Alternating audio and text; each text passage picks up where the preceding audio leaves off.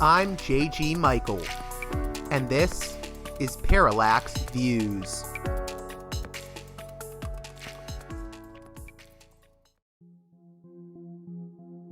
This edition of Parallax Views is brought to you by the $10 and above tier supporters of Parallax Views on Patreon. So, with that in mind, producers credit shoutouts to Galen, Matt, Gunnar, Mark, Simon, Alexander, Catherine, G, Tilo, Emilia, Jeremy, Jeff, John, Bert, Brian, Elliot, Michael, Brace, James, Nick, Mersham, Galen, Gareth, Arlen, Bo, Christopher, Michael, Gigadelic Media, Will, Chance, Chase, Dan, Big Bob, David H, Y. Kellerman, Sadeed 13, Kathleen, David, Ava, Bob, The West Bank Robbery Podcast, Jamie, Enoch, Gary, Max, Ishtofer, James, Martin, Matthew Ho, Brian, Nobody, Thomas, and Dano. And now on to the show. You're pregnant. That can't be right. He always wears a condom. Oh, shit. Have you been lying to me? Whoa, wait a second. Do you remember when I told you that my body doesn't work the same as everyone else's? By the way, I should tell you a few things about my dad. He's a bit particular.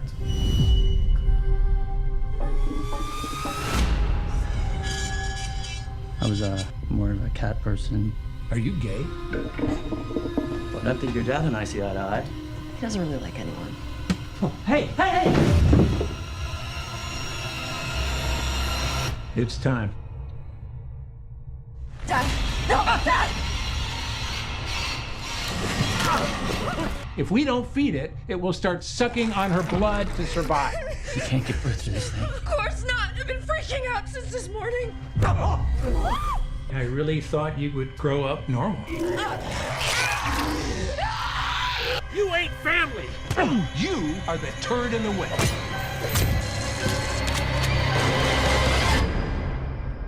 Your mom really died giving birth to you?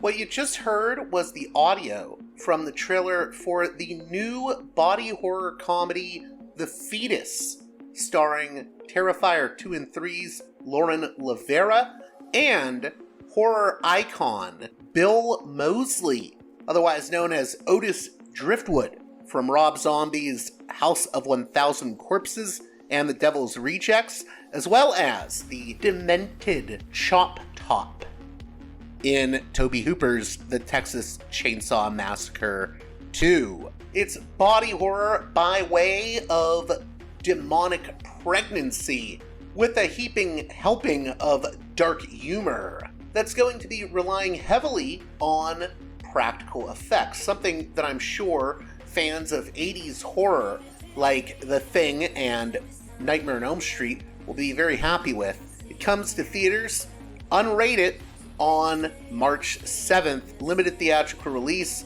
That'll be followed by a video on demand release about a month or so later. And we're going to be talking with the director of the film, Joe Lamb, on this edition of the program. So, with all that being said, let's get right to it with The Fetus director, Joe Lamb.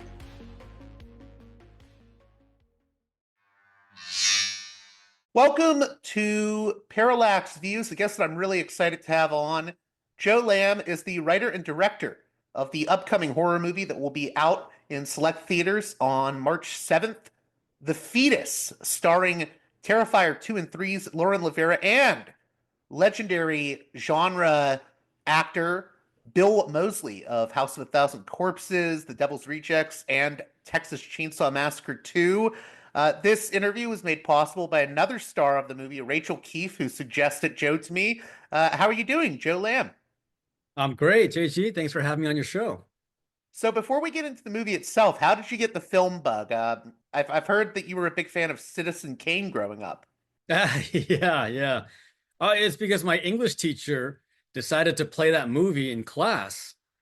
And I was like, wow, we get to watch a movie in class. And I was like, great. And then next thing I know, it's like this black and white old film is like doing these crazy camera angles and moves and transitions. And it just blew me away, having a camera fly through a gate that is impossible. And I realized later the gate had to be pulled away as the lens got close to it.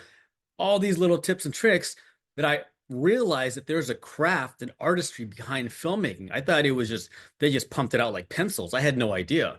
And so that really got me intrigued. And as a result, in my class assignments, I would actually start doing videos to present class assignments when video wasn't required. And that's how I got started in film.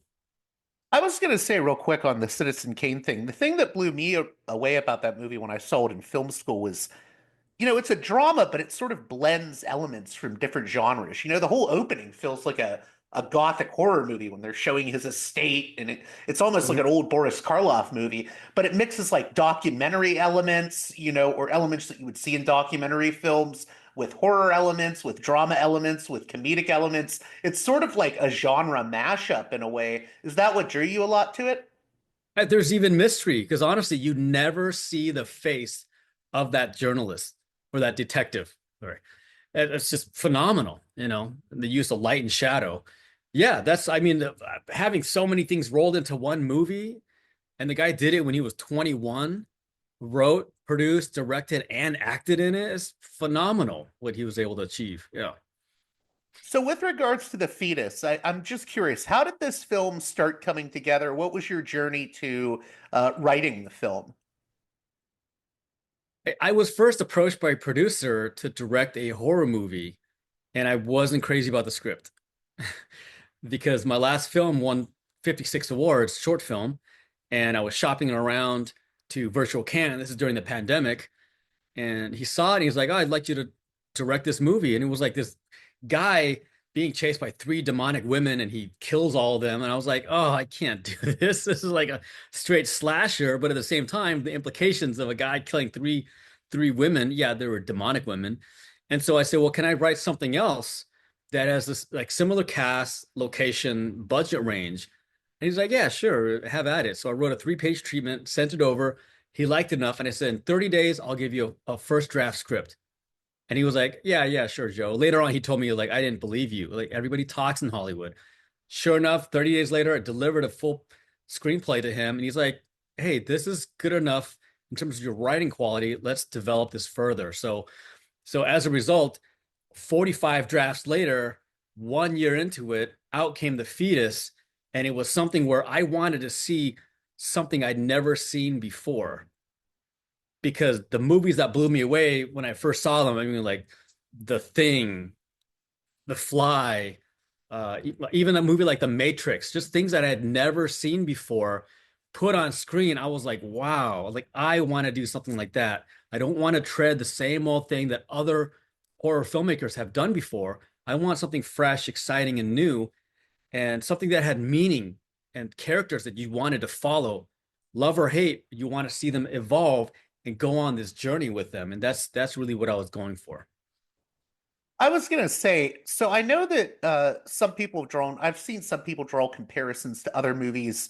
When I first saw the title, The Fetus, and looked at the plot, this demonic entity, this demonic fetus, I thought about, Larry Cohen's It's Alive, or the Roger Corman produced movie, The Unborn, or even something like Rosemary's Baby as a more well-known example. What for you sets this apart from maybe those films? And are there similarities? I mean, I hope you're not offended that I'm comparing a little bit.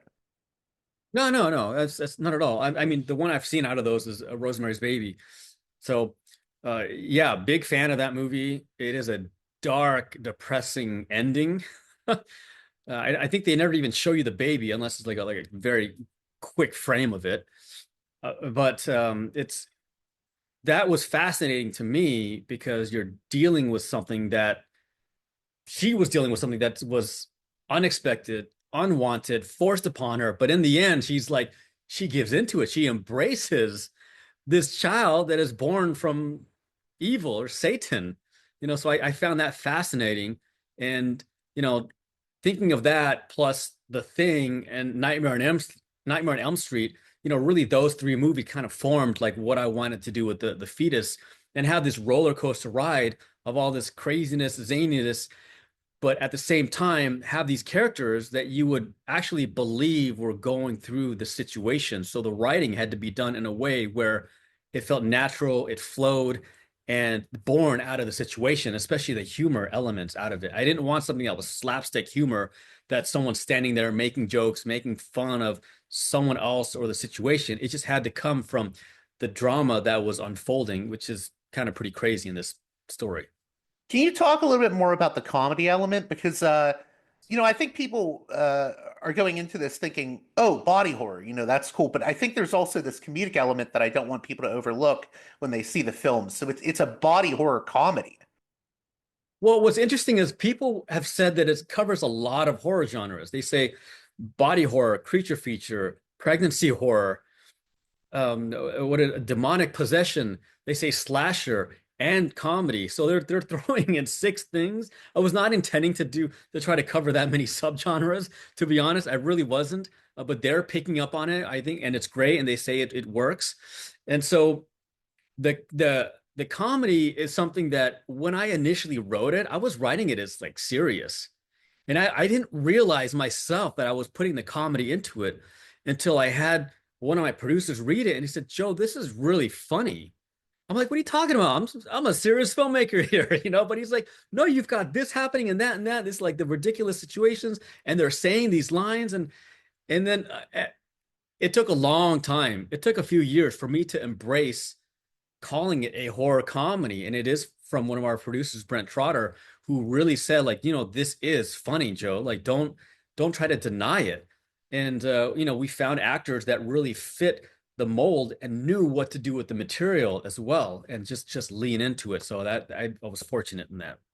We'll get into the actors in a bit, but I'm curious too, how important was the drama element for you? Because it seems like this is going to be a very character-driven movie, and it's going to be a chance for Lauren LaVera and especially Bill Moseley to show their sort of acting chops in a way that they haven't always gotten to show. I think Lauren has in the last two Terrifier films, but Bill, I think he's often gotten stuck in playing the sort of psycho roles, and I think there's a little bit more to him in this than maybe some people would expect when watching a Bill Moseley movie. Yeah, so for Bill, yeah, he took it serious.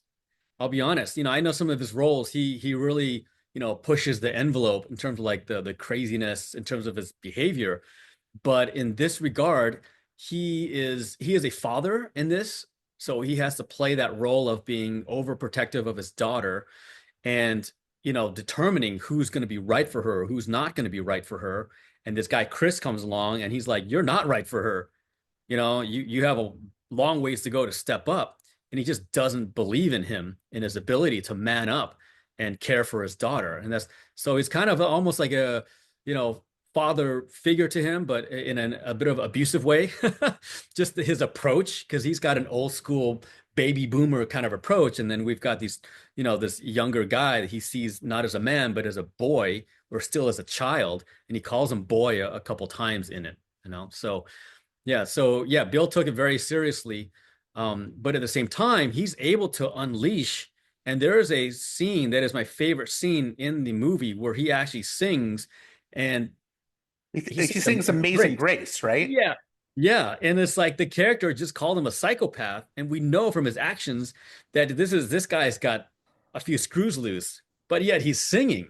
So it's like I'm playing against stereotypes as well, and allowing the actors to be free enough and not be so pigeonholed. I didn't tell them like, you are like this in this scene and you got to be dark and foreboding. And it's like, no, like we are a variety of colors and emotions in our daily lives. And if you feel like letting out in this moment, like do it, Yeah, I'm very interested in seeing that because I know that we're going to see a little bit of the psychopathic side of the Bill Moseley character, but it's interesting to me too that there is sort of this he really cares about his daughter in this one, from what I've heard from people who saw the film at MegaCon in February. So I'm very excited. I think it'll give a chance for Bill Moseley to sort of branch out and do something a little bit different while also playing into the sort of past characters he's done in other movies.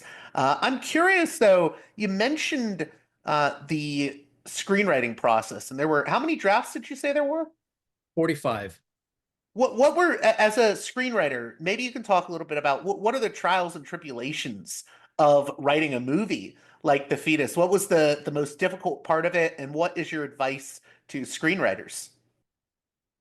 Well, JG, it's interesting because for 20 years I was in coffee shops writing screenplay after screenplay and just hammering it out and trying to figure out how to engage an audience, and then writing short scripts and then directing those into 12 short films and helping other people to produce. So I produced 20 shorts, directed 12, and I kept trying to figure out the magic trick to engage and hold an audience and create that roller coaster ride. But it wasn't until I met a screenwriting teacher. His name is Corey Mandel, and anyone can go to his website, corymandel.net.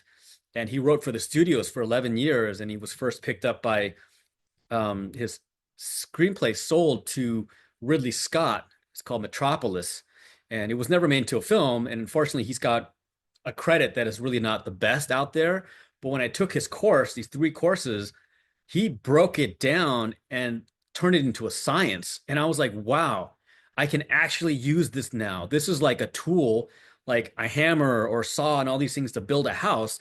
I know what it takes to engage people every step of the way in a full-length movie now. And so it was from that really opened the doors, because honestly, I was not the greatest writer in the world up until that point. And that was the point where I utilized one of his coaches that taught through his program to look at my short film that later went on to win 56 awards. It's an action thriller. And once that happened, I was like, okay, I'm ready for the movie now. This is it.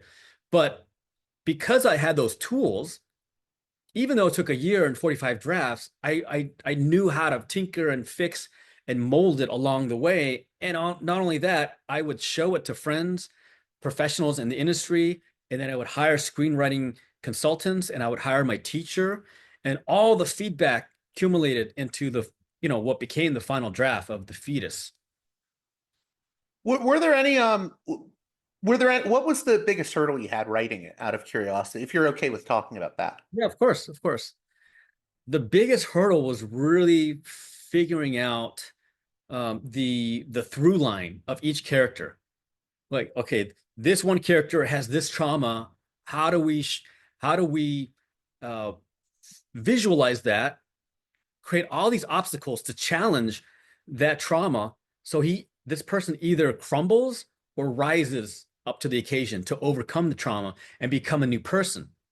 Same thing with another character and another character. What is their trauma? How are they dealing with it? Are they like dealing with it in a way that's like horrible to another person or horrible to themselves? And if you pile on all these obstacles, right, are they going to crumble, or are they going to rise up to the occasion? And so those things were the hardest, and trying to mix it all in so they're like jigsaw pieces, because when one person pushes, the other person gets pushed, but it has to relate to what their trauma is, what they're trying to overcome, and how much they push and pull back and forth. And those dynamics, of those 3 main characters, as well as some of the other characters that you see in the film, that was really the challenge, because you can go in so many directions writing that you start to lose the audience, because they're like, what is this about now? It's got to be really hyper focused to pose a question for each individual character and answer all those at the end. They all have to come together at the very end for the resolution, and it has to interweave with each other as well. It's very tricky to do, but I have the tools to do it now, and anyone can as well. corymandel.net. I get no money out of referring him. So How important was it for you to sort of balance? I mean, on one hand, I think this is going to be a film that people are going to enjoy the practical effects, the monster action. But I think you also really are focused on the characters, sort of specifically the ones played by Lauren LaVera, Bill Moseley, and Julian Curtis, who plays the boyfriend. How important was it for you to balance the sort of horror movie, crazy practical effects, monster fun with the sort of human element? Oh, good question. Oh, just it's relying on the team, I'll be honest. We had a couple puppeteers that came in from Mexico. They had experience with working with mechatronics, animatronics, and I gave them the puppets in advance, so they were able to work with it for several days and get the feel, the movements, and all that. And there's various stages of the fetus creature, and they were able to pull it off in a way that feels natural. Yeah, it took a lot of takes and coordinating with the actors. Sometimes they had to, you know, put it in certain places that were, uncomfortable for the actors. As you can see in the trailer, there's some moments there, but it all, I think it all worked out. And sometimes we would have to do take after take after take to get it right. And it's very difficult. And sometimes the hand would get stuck. And we're like, oh my God, we're trying to make it walk, but it's stuck like this. It needs to do one of these to roll. So they would have to go and they would have to pull the wire and glue it back together so it would start to work again. It's just moments like those are just nerve-wracking because you're not sure if they're going to be able to fix it in time. Of course, anything can be fixed, but when you're burning time on set, it is just like, we got to get this now, or we got to sacrifice something to get it later on. Yeah, and you shot this in, I think it was like a 17-day shoot, right? That was in 2022, 17 days, but we shot two other occasions after that. Okay, okay. What was the shoot itself like? Because you're working on that sort of tight schedule. I talk to a lot of directors that say it can be very hectic, and it's always interesting hearing the stories of how you're able to create something despite the limitations of the schedule and having to, go constantly. Well, I'd work with our cinematographer, Jeremy Royce, who teaches at USC cinematography. And, he's such a professional and he knows how to time everything out because I draw storyboards and then he does a shot list, based off of that. And as a result, we just knew everything we needed to do for each day that were 12-hour days. Rarely did we go over. We would only go over when like someone had to be in makeup, and it was only that one person that went over because the makeup putting on, taking off. But we were so dialed in that I was also drinking coffee, which gives me a paralytic effect, just in general, where I'm bedridden for like 3 days straight. But once I drink it, I had to keep drinking it, or I had taken like caffeine from other sources, iced teas and all that. And so I was not in the best shape, unfortunately. In the future, I'll have to get an assistant or somebody to stop me from drinking coffee, because when the crew drank it, I could just smell it and I couldn't resist. But I just had to lean on the entire team, and everyone just pulled together to work. And even there was even one night that I left because someone on our team had a medical emergency, and I allowed our cinematographer to direct that scene. I wasn't even there. And another time he had to leave for an emergency, so he was gone for the last 2 days of the shoot. But the gaffer stepped up to take his place, and we made it all work. So no matter what, you got to keep the train going. I was going to say, I think it's important we mention here Alex Rojas, who I think did the practical effects. Do you want to talk about him? Because I think he's going to be a very big name in the effects world. Yeah, two-time winner of the Colombian equivalent of the Oscars. I mean, it's phenomenal. When we got him, he had only won one award, and then during pre-production, he won a second award, and was like, wow, a back-to-back. And he designed all of the creature effects, all of these like makeup prosthetics and various arms, severed arms, and he did a majority of it. I think it's like 80% of it. And he did it in a way where the designs could feel like they were half human and half demon, because I felt like if we went too far, like way too alien and not such a mix of a hybrid, then automatically the characters would look at this thing that's coming out of Alessa, who played by Lauren LaVera. They would just reject it. And then there's no question. There's no moral dilemma of, should we keep this? Should we not keep it? It's just, it would, if it was so disgusting and grotesque, like I see some alien creatures, yeah, there's again, it's just no question. But he did it in a way that it could just morph and transform and eventually become something that, with the right parentage, it could be something that's good in the end. So, speaking of Lauren LaVera, she has really blown up recently with the two Terrifier movies. So, was she cast before Terrifier 2 came out, or I guess I'm asking, how did she get involved with the picture? Yeah, she was cast after Bill Moseley. She beat out 7,500 actresses for the role. And it was before Terrifier 2, because we wrapped the end of August 2022, and then Terrifier hit in October. And so that just blew up. And yeah, so we were fortunate enough to get her before all that happened, so. Yeah, can you talk about how you knew she was right for the role? Because I know you've talked elsewhere about her sending in an audition tape and you were really taken by it. Yeah, she was dialed in to the character. Because a lot of times when I see audition tapes, it feels like sometimes the actors don't quite know the character yet that they're portraying. And it's almost like they're feeling the character out. And it's like they're auditioning, and they're auditioning for the character and also for me, right? To view it. But for her, I think she just made a decision. This is the character. This is who Alessa is. This is how I'm going to play her, and just threw it all out there. I mean, it was just this splash of emotions, and it was so raw that I said, she is Alessa. There is no ramping up. There is no figuring out who this character is. And I literally would tell people I feel like I could take her self-tape audition, cut it into the movie, and nobody would realize that it's from somewhere else, because it was that good, because the emotions are like just thrown at the screen. So.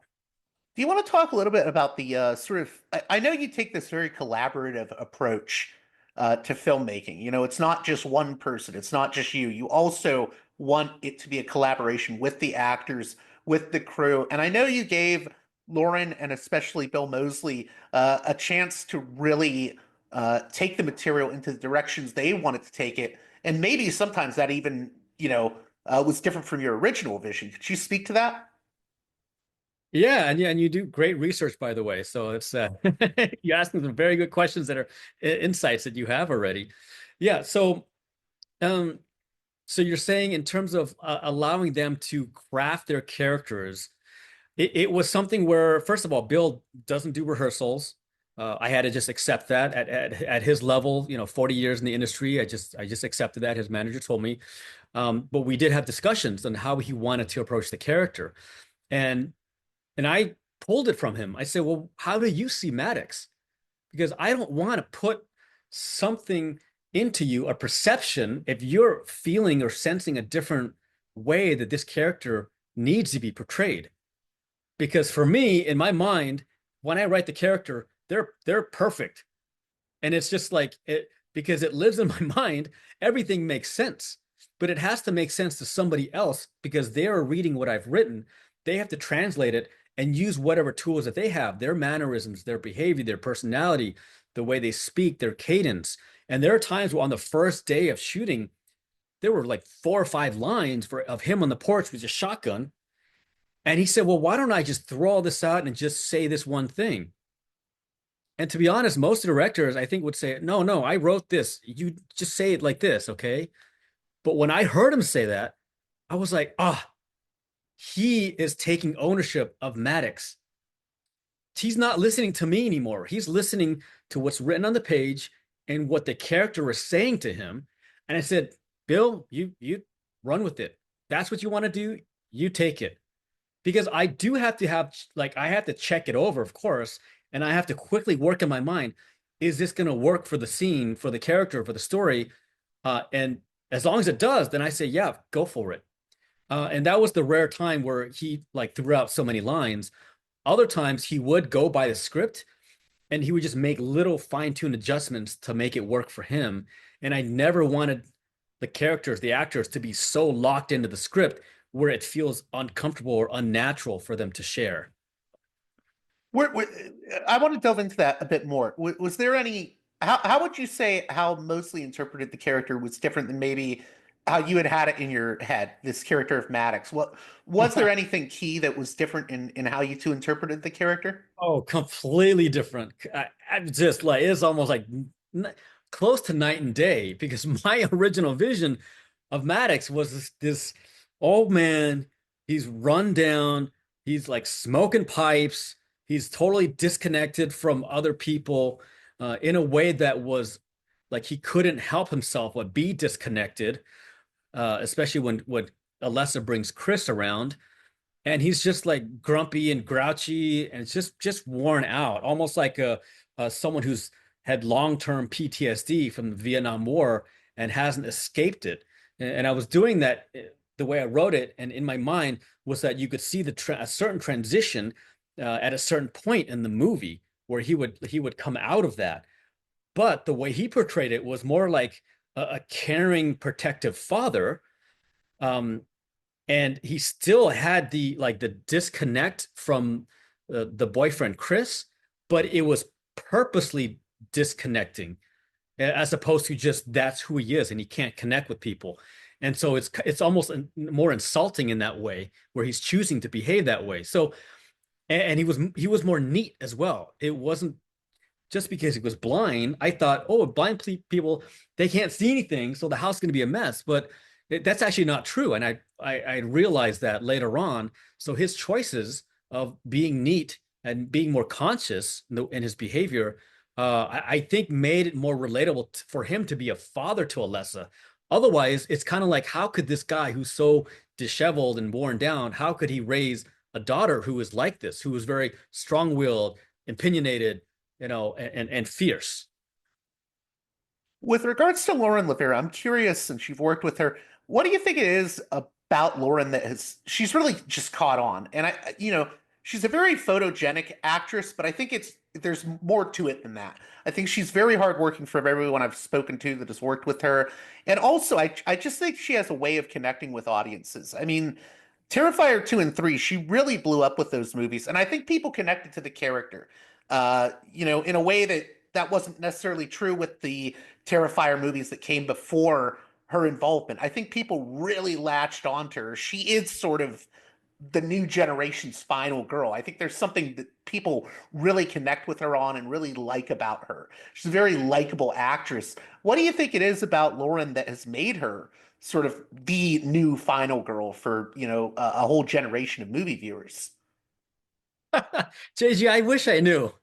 I wish I knew. I'm not an actor, and I don't understand how actors do what they do. I don't understand how she can just switch herself and be screaming from the top of her lungs, or just having just an exchange where it's just all these nuances are changing and shifting in her expressions, and it's born from somewhere that's internal. It's not just on the surface. You can see when actors are dialing it in, but she's completely embodying it. And I know that after set, she will just unwind by, I think, watching South Park or something like that, and she can just disconnect from the character. I really don't know how she does it, except that I do know that she would journal. She told me that she would journaling the character of Alessa, her backstory growing up and her friends and school and parents and all these things. I want to talk about that because I had read another interview where you said she took notes on, the background of the character she had imagined and all of this. And I think that's really interesting, that process that she has. Yeah, I mean, that's she offered to have me read it, and I said, I said I don't need it, but I'll be happy to read it if that helps you, and then we can talk about it. But she never gave it to me. I believe she gave it to the other director she worked with, Damien Leone. But I just let her run with the character, because again, in the very beginning, I told all the actors, I said, I wrote these characters. They're no longer mine because you've been brought on board. I'm passing the baton off to you. You take it. You run with it. You make it your own. whatever shows up on screen, that's your choice. I'm here to set the environment, the camera, and the team to do the lighting and everything else, but you have to make all the decisions. I will guide you if I feel you're going too far astray in one direction or the other and it's off character. But most of the time she was nailing it, the other characters were nailing it, and it makes my job so much easier to do that, because I have been a director in the past where I direct everything in every single take. We're stopping and I'm telling the actors, do it this way, do it that way, but it becomes so wooden because they're listening to me so much as opposed to listening to themselves. And that's the big difference that I learned, is to let go and let the actors do what they do best. And it's the approach of Clint Eastwood, Christopher Nolan, those type of directors that I learned that from. So, how much of a coup was it that you got Lauren in the film, and now, like, I wanted to ask, has it created a lot of buzz now that she's blown up with Terrifier? How much of an impact do you think that's having on getting the film a lot more buzz? Oh, it certainly helped, of course, with the press and people who are interested, like yourself, in the movie and coming on and interviewing me, and just the comments that we see online, that people are excited for this movie, the fact that she's in it, Bill's in it, and yeah, it certainly helps, So. I'm curious, what was the process for doing those the additional 2 days of shooting at the green screen studio in LA? Can you give any like insights into what those 2 days of shooting were like for people that are interested in the filmmaking process? It was interesting because I edited the footage from the 17 days from Pennsylvania. And I wanted to do that before we went into the green screen shoot, because normally, like, if you have a big budget, you just go right in, you just try to shoot everything. But because we were budget conscious and we wanted to make this as good as possible, I edited the entire thing and started having test screenings and figuring out what was missing, because we had the opportunity to go into the green screen shoot. And if there was like a particular shot that we felt we didn't get from those 17 days, well, we can insert that in. We would build a backdrop that was a fake wall to match one of the scenes. And then we had something else where it was green screen where the fetus shoots out. And then we added a flooring image because the scene was lacking in some kinetic movement and action towards the end to make it a little more climactic for a particular scene. So there's all these little touches that we added, and some impossible things that we could not do on location that we had to absolutely do in a green screen studio, where I mean, again, if we had a huge budget, yeah, we could have drilled into the ground or into the walls to do certain things, but because we couldn't, we had to blend those elements later on. And I had to serve as the visual effects supervisor, something I've never, ever done before. So I was learning along the way. And that's part of the reason. You're learning on the fly in a lot of ways. Yeah, I literally had never worked with creature effects, like these practical effects, the mechatronics, heavy special effects makeup, or visual effects in this way. So it was daunting, and I was not sure we were going to pull it off. But based on all the feedback, the reviews so far, it looks like we have. I was going to say that's another thing I've heard with regards to the buzz around this film, that there's a lot of practical effects, a lot of makeup effects, that it's not, a lot of films now are going this route, especially in the low budget arena of, just CGI. How important was it for you to use the sort of practical effects, puppetry, and the like? I wouldn't have made the movie without it. Okay. I want to get into that. Let's talk about that. If somebody told me, hey, Joe, I'm going to give you a chance to direct a $10 million movie, but you have to use CGI, like only CGI. And I'm like, but we can do it practical. But they said, no, you can only use CGI. I say, I'm not interested. Sorry. We can do it practically. We can build models. We can create creatures. We can have these attachments for these creatures, that are green sticks, and you just in VFX afterwards, you just remove them. All right, that's a lot more believable than having something that is just a lot of times pasty when it comes out. And you have to have decades, honestly, decades of visual effects experience to make something that is computer generated to look as natural as possible. But yes, we have VFX shots in here. I would have to count. It's nearly up to maybe 200, but it's blended in. Everything is practical that you see, but there's a lot of things that we've added on top, blended in, and a lot of people don't even realize that we shot on a green screen studio, which fascinates me because I tell them there were impossible things, but they are caught up in the story, and so they don't realize it. But in terms of the VFX, I have to say that there are a lot of invisible VFX in it. So, for example, things that you wouldn't notice at all, like a character is dead, laying dead, but because I'm editing, I'm watching it so much, I'd see a little moment where the character just takes in a little breath, and I'm like, ah, and I fix that in VFX. So now it's complete stillness.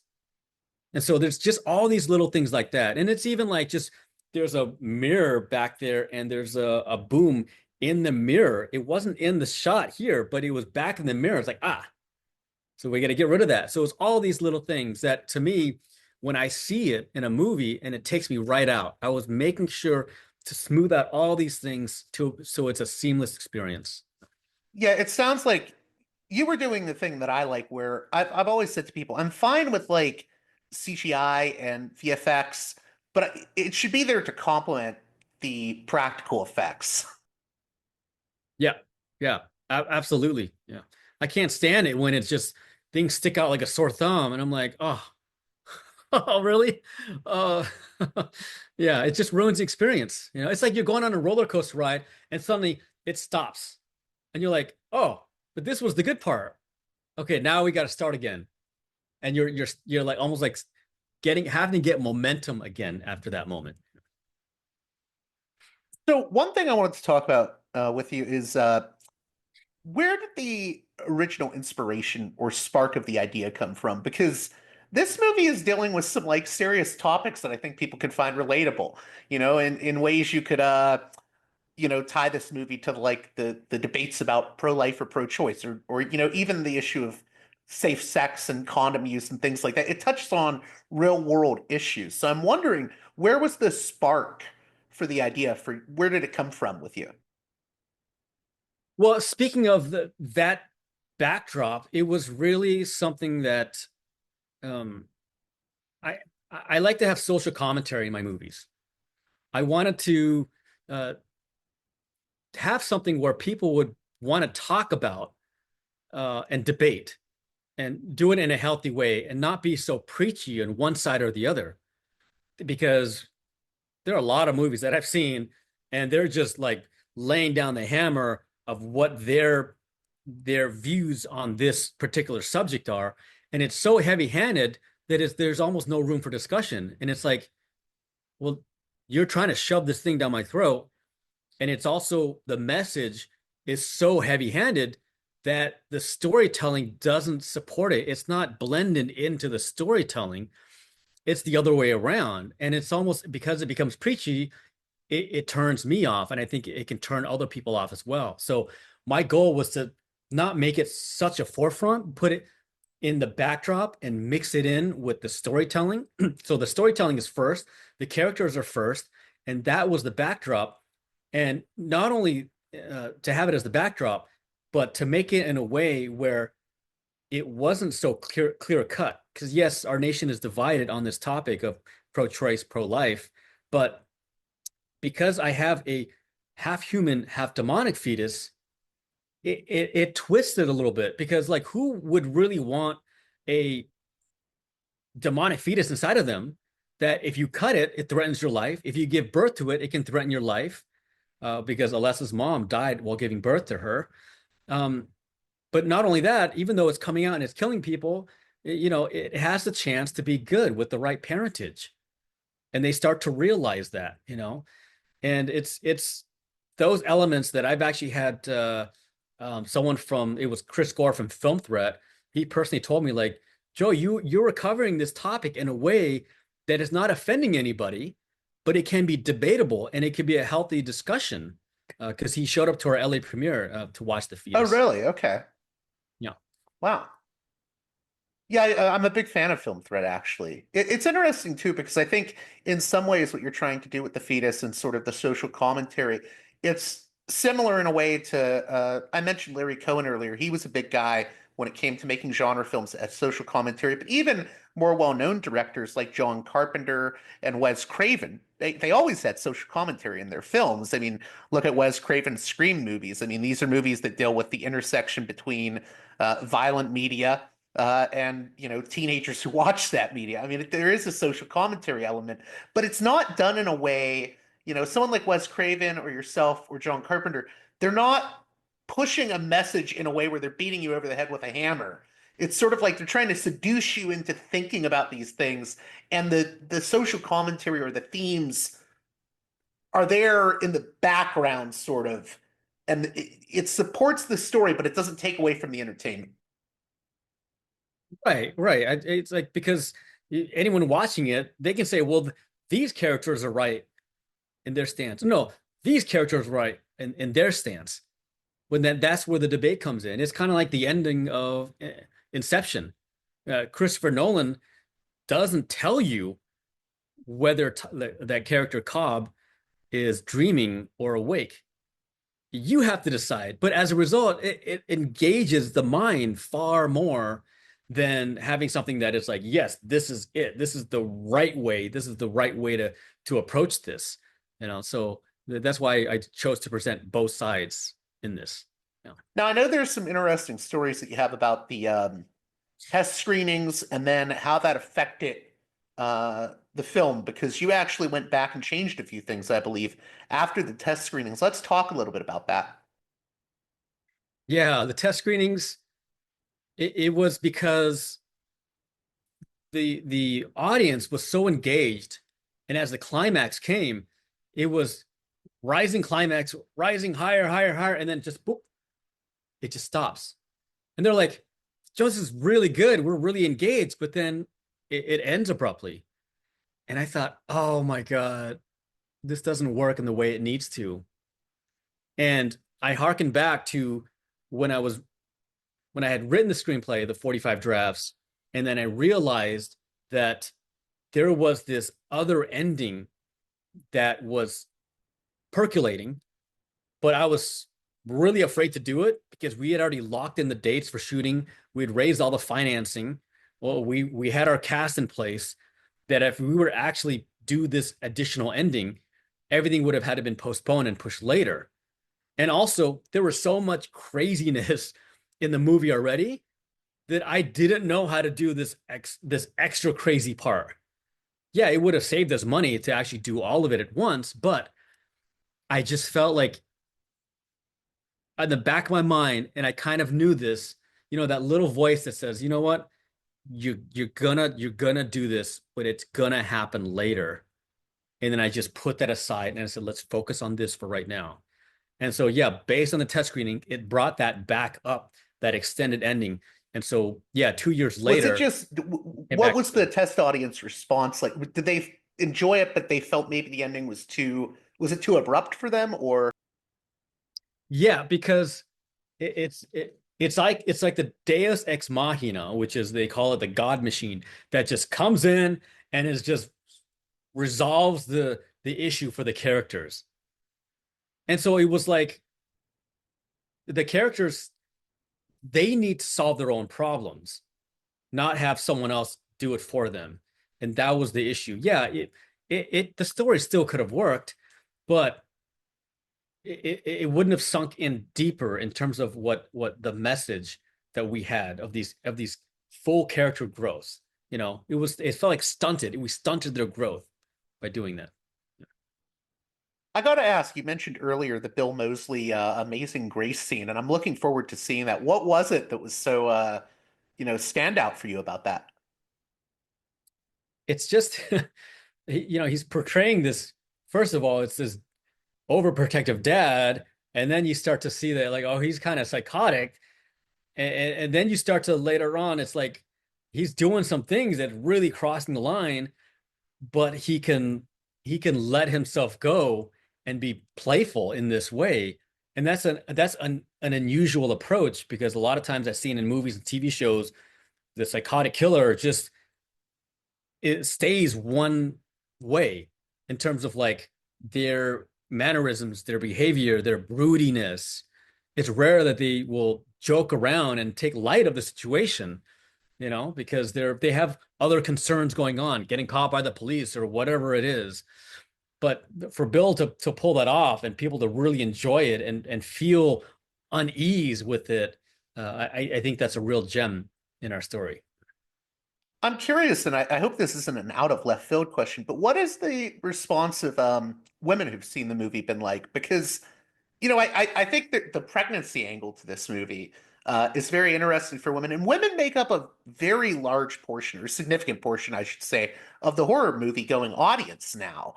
And I think there's something very relatable about, this is a fetus growing in Lauren's body, and it's sort of this monstrous fetus. And I think there's something women can relate to about that, because on one hand, there's a joy in having a child, but it's a very unnerving experience. You have a body kicking inside you. So I think there's something very relatable for women in this movie. I get feedback where some women, they can't sit through the scenes. They have to close their eyes, look down, they have to look on their phone. They clench their legs together. It hits close to home for some. Yeah. Yeah, or they say, one person, that's from Mikey from Glam and Gore, she said, "Oh, this is the best ad for birth control I've ever seen."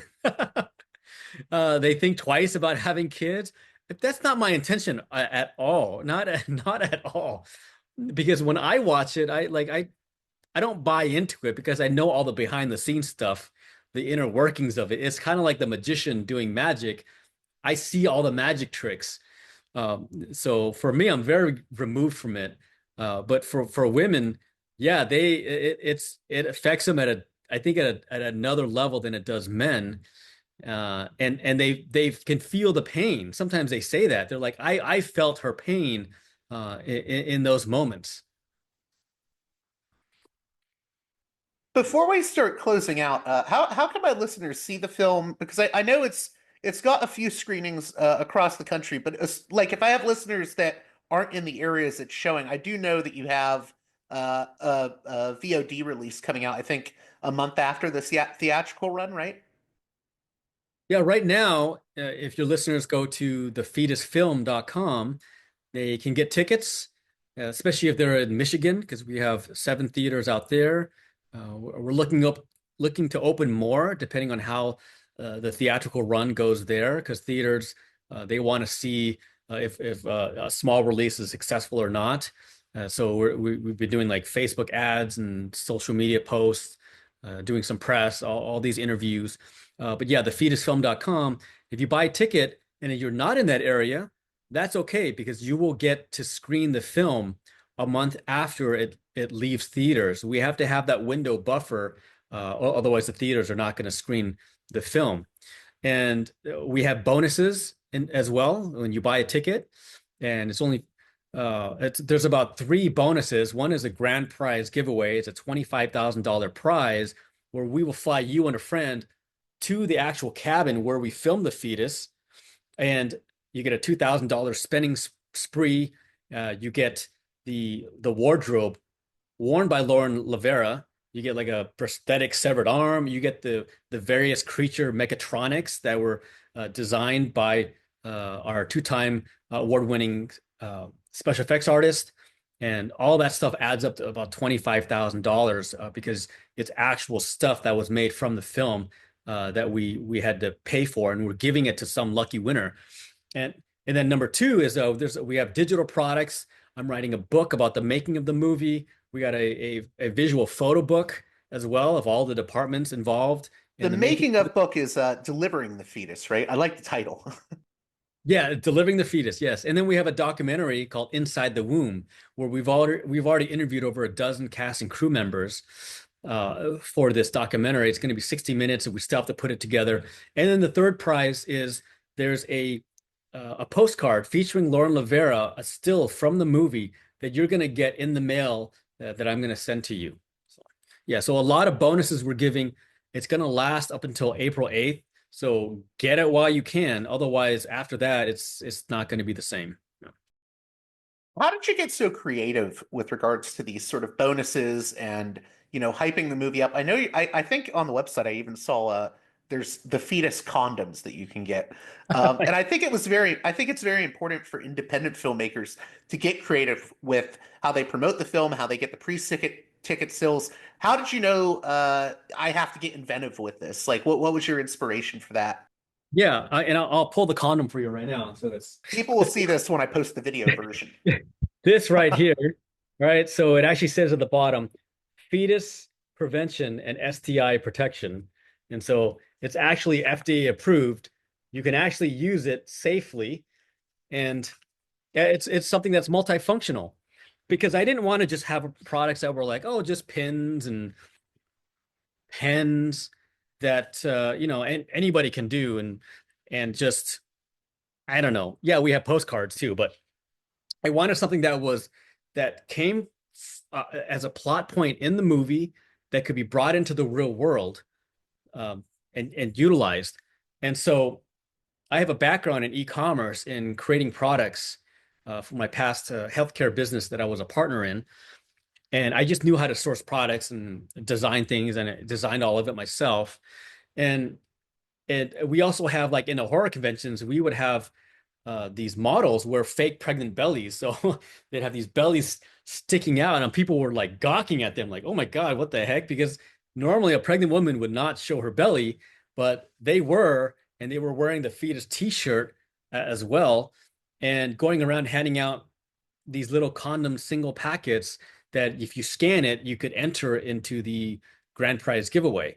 And so, yeah, they would roll these baby strollers filled with these single condom wallets in there. And I just was thinking, how do we grab attention? How do we do something different? And this goes back to making a movie that people have never seen before, showing something that people haven't seen before.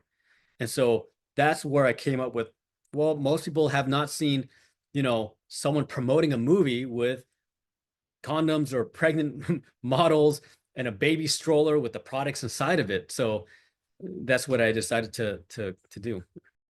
If you just have a few more minutes, I had a few more questions. I wanted to ask you, so I've had Rachel Keefe on the show. I wanted to talk about some of the supporting actors like Rachel. And obviously we have to talk about Julian Curtis, because he's very, I think, pivotal to the film. He's one of the three leads, so. Yeah. Rachel was great. And honestly, what's funny is we had a deleted scene with Rachel. I don't know if she shared that with you, but originally when she was brought on board the first 17 days, we filmed the scene, and in the test screenings, people got confused at that point. Like, the entire film worked, of course, except for the abrupt ending, but they said, why does this happen over here? Now it raises more questions. And they say, I'm trying to watch the rest of the movie, but I have these questions now. And so unfortunately, we had to cut out her scene. And one of our other actors, Jeremy Rudd, who's an associate producer on the film as well, they were both in it, had to cut that scene out. And after that, we test screened it again, and it flowed much better. And so, okay, I was like, all right, that was the right decision. But we brought her back when we had to go back to film the last 3 days back in Pennsylvania last year for another role. And thankfully she was available. And in a way, I was kind of like making it up to her for her deleted scene, but she did such a great job in that deleted scene that I wanted her back, because I knew she could pull off this final scene as well. So she will be in the movie. Okay. Because when I interviewed her, yes. I think she may have been talking about the other role that she had in it. So the role changes a bit. She is in the movie. Yes. Yeah. No. And that Julian Curtis, I'm not familiar with his work that much, but he's very pivotal in this movie, correct? Yes, Julian has been in a bunch of these like Hallmark kind of movies where he plays the guy that's from like the countryside, and the girl, goes from the big city to the country, and is trying to decide like dating the corporate guy or him. He's the more down to earth kind of a person. So he's been in a bunch of those kind of, romance drama movies, and as well as TV and theater. I know he coaches actors. He's a theater director. He's directed some short films as well.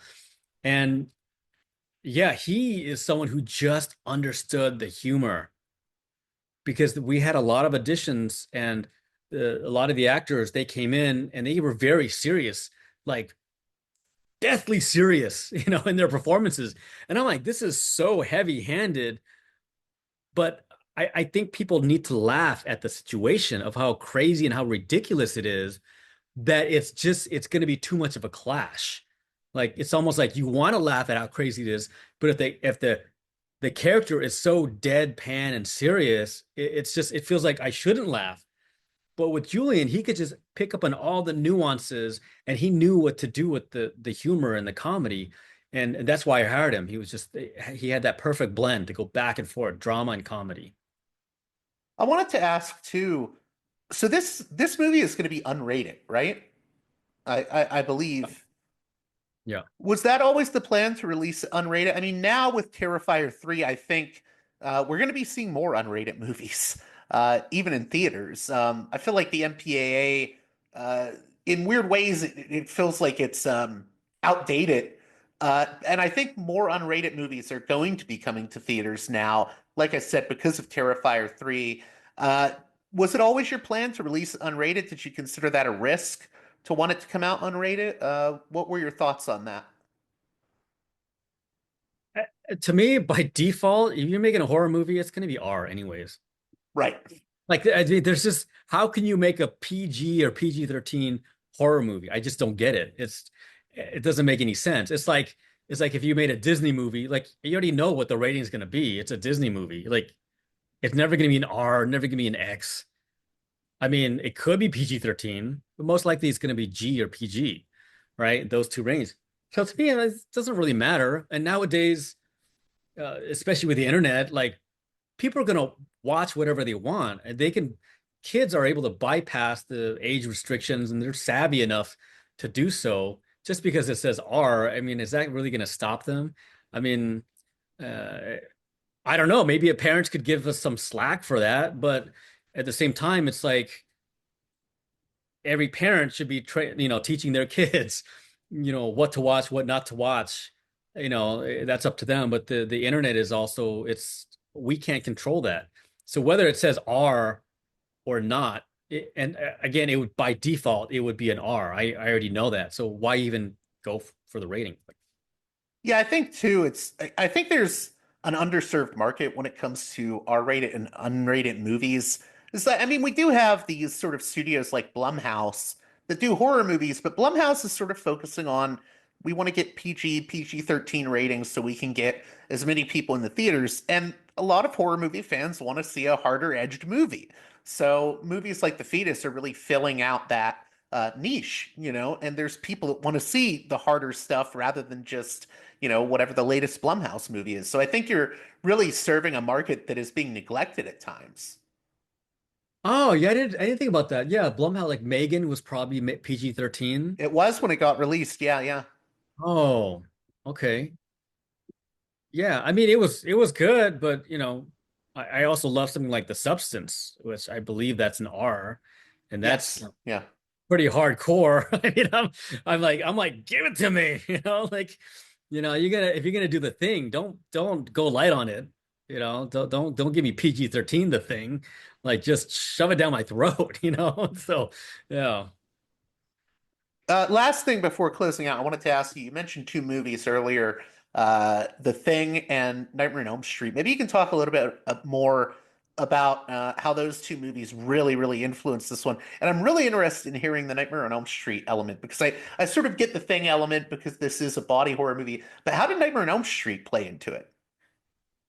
Again, the zaniness of The Fetus, where when I look at Nightmare on Elm Street, I'm like, this is wild. This story and what's happening to these characters. I mean, like the girl is talking on the phone and like a tongue comes out and is like licking her. It's like, oh God, right? It's just these unexpected things that happen, and people are saying the same thing about the fetus. They're saying, I, I they say you will not expect the ending. What you think you know is not what happens because the trailer shows you one thing, and we kept all this other stuff hidden from the trailer. It could be to our detriment because our official trailer only has like 10,000 views on our site, 14,000 on Joe Blow, and it didn't blow up like our teaser trailer. At least like has 100,000 on a variety of platforms. But what I didn't want to ruin the experience for audiences where a lot of times I see trailers nowadays and I'm just like, I see the whole movie. Like, why do I need to go watch it? Like, yeah, it's been ruined, and there's just some like egregious movies that have done that. Like back in the day, like Castaway, they show Tom Hanks get off the island. I'm like, no, I want to know if he's gonna survive or not. But they show him get off the island. Or it's like Evan Almighty, where he's trying to get water for the city to come in, the rain. And then you see the boat on all this water. And I'm like, I don't need to see the movie now. I literally have not seen that movie because of that. So yeah, I did not want to ruin the experience for horror fans or fans in general.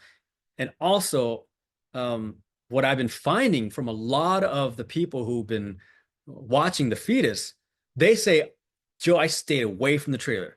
I did not watch it at all. I wanted to come into this completely blind. And they say, I'm glad I did. And I'm like, oh, okay, maybe that's why our trailer views are low. I don't know. I was gonna say real quick, I like the Nightmare on Elm Street thing because I didn't think of it before, but there's even one of the Elm Street sequels actually has a whole pregnancy angle to it, the Dream Child one, So where there's like the demon baby that Freddy is trying to create through the lead girl, the final girl. So there's that too. But yeah, that's really interesting that you're influenced by films like The Thing and Nightmare on Elm Street. I think that, thumbs up from me because, I love 80s horror. Anything else you want to say in closing? And I forgot. You wrote a book about, I think it was called Filmmaking Success, How to Make the Teen Comedy. Did writing a book like that help you? I mean, you did a lot of research into the dynamics and the mechanics of teen comedies. Did that help you with the comedy element for making a movie like The Fetus? This isn't exactly a teen comedy, but did knowing the sort of dynamics of comedy help with making this movie? That's interesting. Yeah, that's my book back there, which I don't promote. I wrote it to help get a teen comedy movie off the ground when I was pitching to over 200 producers back in my 20s. And I think, yes, I think it helped. When I wrote that book, I read the top 25 best-selling teen comedy movies, and I used that as a springboard to write the book. And the teen comedy screenplay that I wrote that I was trying to get off the ground to get funding for, yeah, I mean, it's pretty funny. I've had people read it and they really enjoy it.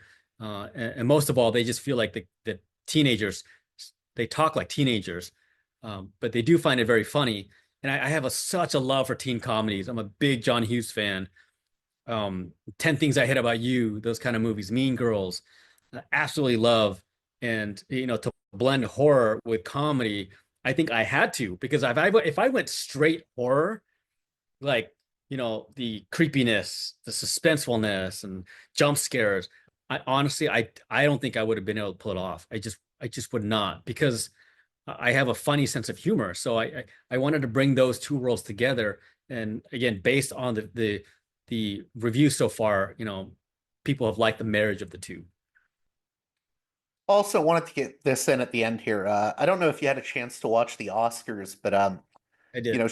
When Sean Baker won for Best Director and Best Picture, he gave a speech that felt more like a battle cry for not abandoning the movie theaters, the big screen, the sort of communal experience of film when we go to the movie theaters. And he also said we really need to support independent film.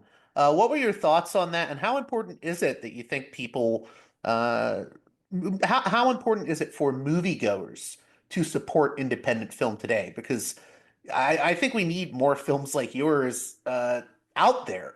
Is, it's nice to see something that isn't just another superhero movie, and those are fine too, but I want to see something that's different.